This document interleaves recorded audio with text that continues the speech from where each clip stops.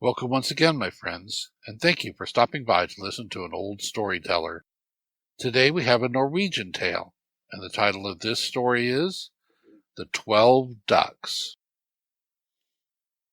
Once upon a time, there was a queen who was out driving where there had been a new fall of snow in the winter, but when she had gone a little way, she began to bleed at the nose and had to get out of her sledge. And so, as she stood there leaning against the fence and saw the red blood on the white snow, she fell a-thinking how she had 12 sons and no daughter. And she said to herself, "If I only had a daughter as white as snow and as red as blood, I shouldn't care what became of all my sons."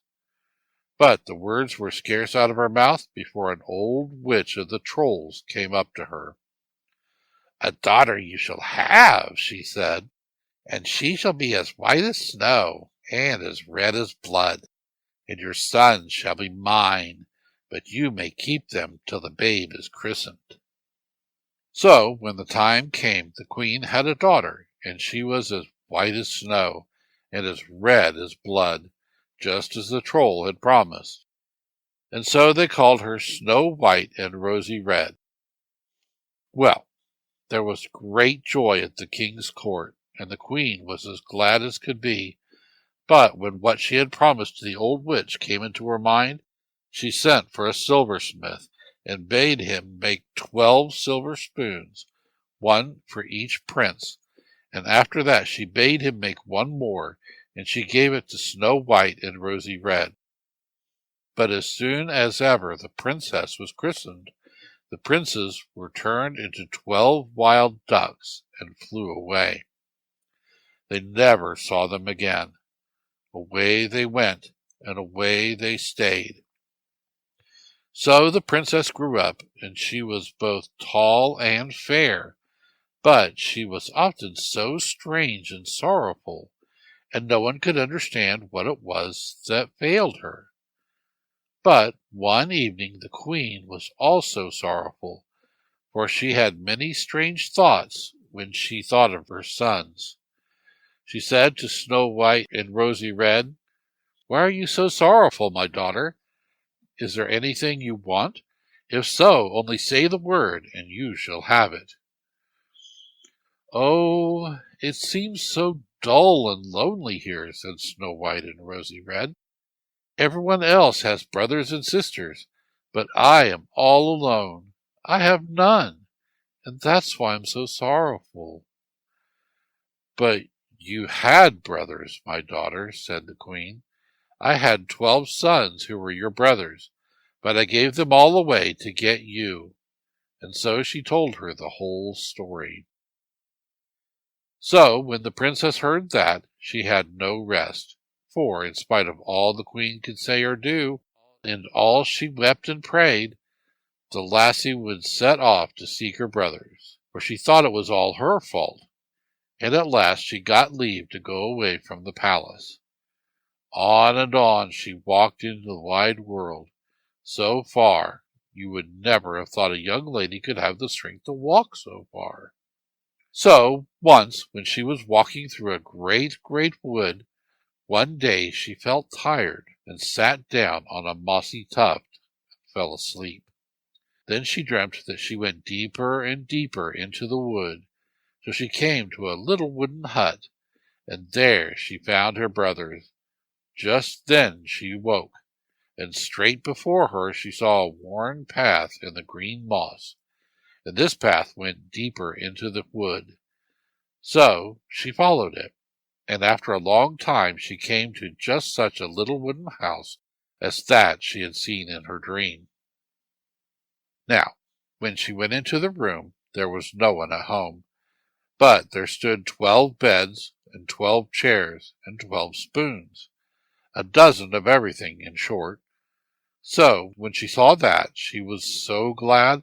She hadn't been so glad for many a long year, for she could guess at once that her brothers lived here, and that they owned the beds and chairs and spoons.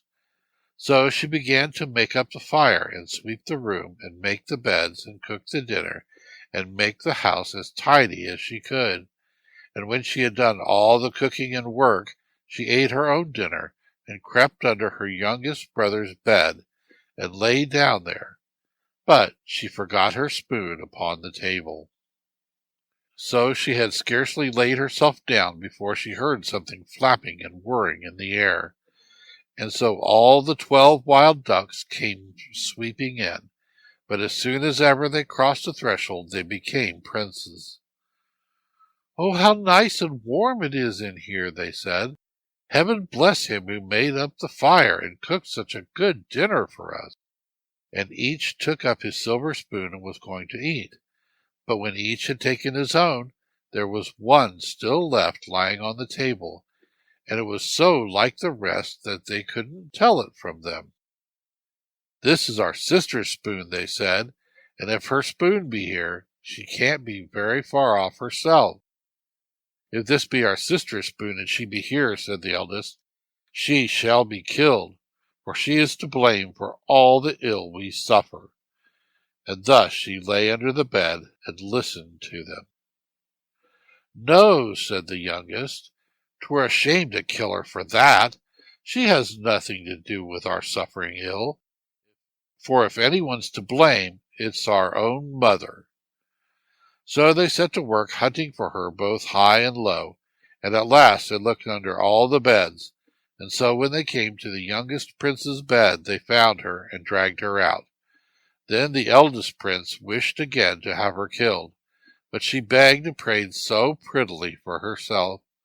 "Oh, gracious goodness, don't kill me, for I've gone about seeking you for these 3 years, and if I could only set you free, I'd willingly lose my life." "Well," said they, "if you will set us free, you may keep your life, for you can if you choose." "Yes, only tell me," said the princess, "how can it be done, and I'll do it, whatever it be." "You must pick thistledown," said the princess, "and you must card it, and spin it, and weave it. And after you have done that, you must cut out and make 12 coats, and 12 shirts, and 12 neckerchiefs, one for each of us. And while you do that, you must neither talk, nor laugh, nor weep. If you can do that, we are free." "But where shall I ever get thistledown enough for so many neckerchiefs and shirts and coats?" asked Snow White and Rosy Red. "We will soon show you," said the princes. And so they took her with them to a great wide moor, where there stood such a crop of thistles, all nodding and nodding in the breeze, and the down all floating and glistening like gossamers through the air in the sunbeams. The princess had never seen such a quantity of thistledown in her life, and she began to pluck and gather it as fast and as well as she could, and when she got home at night she set to work carding and spinning yarn from the down. So she went on a long, long time, picking and carding and spinning, and all the while keeping the prince's house, cooking and making their beds. At evening home they came, flapping and whirring like wild ducks, and all night they were princes, but in the morning off they flew again, and were wild ducks the whole day. But now it happened once, when she was out on the moor to pick thistledown, and if I don't mistake, it was the very last time she was to go thither. It happened that the young king who ruled the land was out hunting, and came riding across the moor, and saw her. So he stopped there and wondered who the lovely lady could be that walked along the moor picking thistledown, and he asked her name, but when he could get no answer, he was still more astonished. And at last he liked her so much that nothing would do but he must take her home to his castle and marry her. So he ordered his servants to take her and put her up on his horse. Snow White and Rosy Red, she wrung her hands, and made signs to them, and pointed to the bags in which her work was, and when the king saw she wished to have them with her, he told his men to take up the bags behind them. When they had done that, the princess came to herself little by little, for the king was both a wise man and a handsome one too, and he was as soft and kind to her as a doctor. But when they got home to the palace, and the old queen, who was his stepmother, set eyes on Snow White and Rosy Red, she got so cross and jealous of her because she was so lovely that she said to the king, "Can't you see now that this thing whom you have picked up and whom you are going to marry is a witch? Why, she can't either talk or laugh or weep."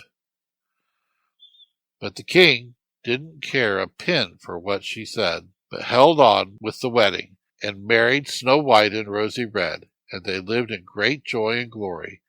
But she didn't forget to go on sewing at her shirts. So when the year was almost out, Snow White and Rosy Red brought a prince into the world, and then the old queen was more spiteful and jealous than ever. And at dead of night she stole in to Snow White and Rosy Red while she slept, and took away her babe, and threw it into a pit full of snakes. After that she cut Snow White and Rosy Red in the finger, and smeared the blood over her mouth, and went straight to the king. "Now come and see," she said, "what sort of a thing you have taken for your queen. Here she has eaten up her own babe." Then the king was so downcast he almost burst into tears, and said, "Yes, it must be true, since I see it with my own eyes, but she'll not do it again, I'm sure, and so this time I'll spare her life." So before the next year was out she had another son, and the same thing happened. The king's stepmother got more and more jealous, and she stole into the young queen at night, and while she slept, took away the babe, and threw it into a pit full of snakes, cut the young finger's queen, and smeared the blood over her mouth, and then went and told the king she had eaten up her own child. Then the king was so sorrowful, you can't think how sorry he was, and he said, "Yes, it must be true, since I see it with my own eyes, but she'll not do it again, I'm sure, and so this time, too, I'll spare her life." Well, before the next year was out, Snow White and Rosy Red brought a daughter into the world, and her, too, the old queen took and threw into a pit full of snakes, while the young queen slept. Then she cut her finger, smeared the blood over her mouth, and went again to the king, and said, "Now you may come and see if it isn't as I say. She's a wicked, wicked witch, for here she has gone and eaten up her third babe, too." Then the king was so sad there was no end for it, for now he couldn't spare her any longer, but had to order her to be burnt alive on a pile of wood. But just when the pile was all ablaze, and they were going to put her on it, she made signs to them to take 12 boards and lay them round the pile, and on these she lay the neckerchiefs and the shirts and the coats for her brothers. But the youngest brother's shirt wanted its left arm, for she hadn't had time to finish it. And as soon as ever she had done that, they heard such a flapping and whirring in the air, and down came 12 wild ducks flying over the forest, and each of them snapped up his clothes in his bill and flew off with them. "See now," said the old queen to the king, "wasn't I right when I told you she was a witch? But make haste and burn her before the pile burns low." "Oh," said the king, "we've wood enough and to spare, and so I'll wait for a bit, for I've a mind to see what the end of all this will be." As he spoke, up came the 12 princes riding along as handsome, well-groomed lads as you'd wish to see. But the youngest prince had a wild duck's wing instead of his left arm. "What's all this about?" asked the princes. "My queen is to be burnt," said the king, "because she's a witch, and because she has eaten up her own babes." "She hasn't eaten them at all," said the princes. "Speak now, sister. You have set us free and saved us. Now save yourself." Then Snow White and Rosy Red spoke, and told the whole story, how every time she was brought to bed the old queen, the king's stepmother, had stolen into her at night, and had taken her babes away, and cut her little finger, and smeared the blood over her mouth. And then the princes took the king, and showed him the snake pit where 3 babes lay playing with adders and toads, and lovelier children you never saw. So the king had them taken out at once, and went to his stepmother, and asked what punishment she thought that woman deserved who could find it in her heart to betray a guiltless queen and 3 such blessed little babes. She deserves to be bound fast between 12 unbroken steeds, so that each may take his share of her, said the old queen. You have spoken your own doom, said the king, and you shall suffer it at once. So the wicked old queen was fast bound between 12 unbroken steeds, and each got his share of her. But the king took Snow White and Rosy Red and their 3 children and the 12 princes, and so they all went home to their father and mother, and told all that had befallen them. And there was joy and gladness over the whole kingdom, because the princess was saved and set free, and because she had set free her 12 brothers. Thank you once again for listening to this story. If you enjoyed this story, please press that like button. Also, please help an old storyteller out by subscribing to my channel. The next story will be posted in a few days, so until then, may your story continue to be a good one.